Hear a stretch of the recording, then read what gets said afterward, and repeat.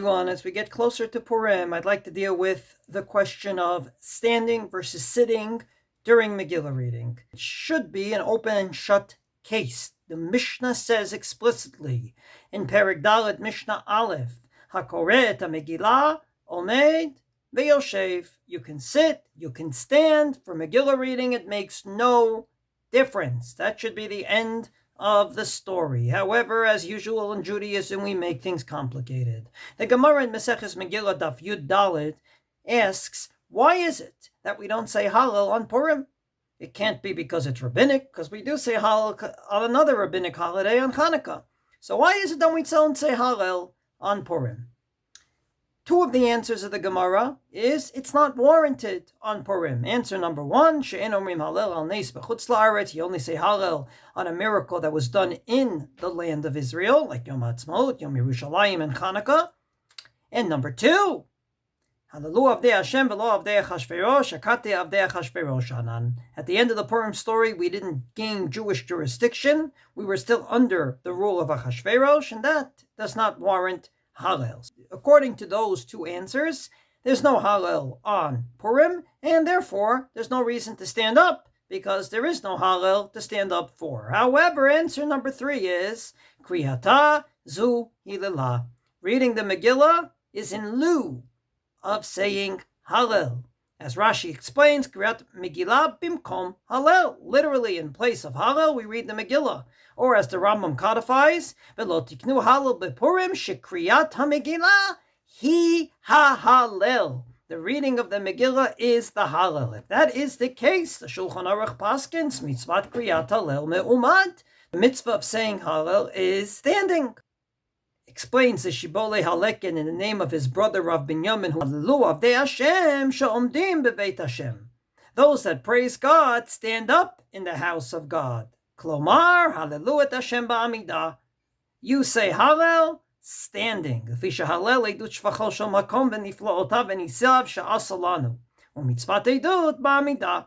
Because Hallel is a testimony to the miracles that God did for us, and in a Jewish court, you stand when you give testimony. So based on that, how exactly do we sit for Megillah reading?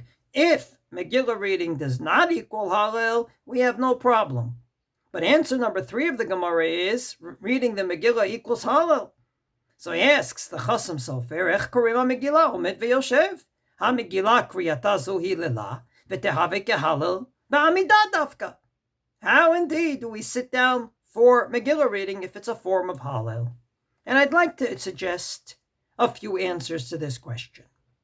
Answer number one is in the Shiltei Giborim in the name of the Riyaz. And that is that according to the Yerushalmi, you're allowed to say Hallel sitting down. V'chen yira b'einai b'kriyat Hallel she'im ratzah likroto miyushav harishut biyado. So maybe you should stand, but it's not an obligation according to the Yerushalmi, and therefore you can sit down. Answer number two is brought by Rav Tzvi Pesach Frank in his Responsum Har Tzvi. He says sometimes we do sit down for Hallel.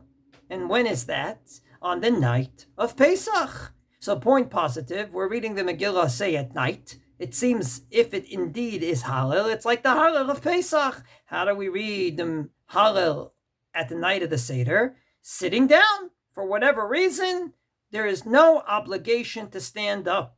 Another answer given by Rav Tzvi Pesach Frank is, B'Gillah en la kol dinei Hallel. Taharei Hallel zmano rak bayom. B'kriyat Megillah chiyuva b'layla uvayom. Yes, it's like Hallel, but it's not exactly like Hallel. After all, we say Hallel on Chanukah, on Sukkot, on Pesach, and any holiday, we always say it during the day, with the exception of Pesach night. When you say a Hallel, you say it during the day. And therefore, since on Purim it's night and day, maybe it's not subject to the same rules and regulations of Hallel. And finally, the Orchot Chaim, Rav Aaron Milonil, one of the Rishonim, explains that this is not what the Gemara means. When the Gemara says Kriyata Zui Lala, it doesn't mean literally, instead of Hallel, read the Megillah. But rather, Shezohi tachat kavanat hakriya, kedei sheyizkeru hanetz, ve'yitnu shevach v'hoda'a LaHashem yitbarach.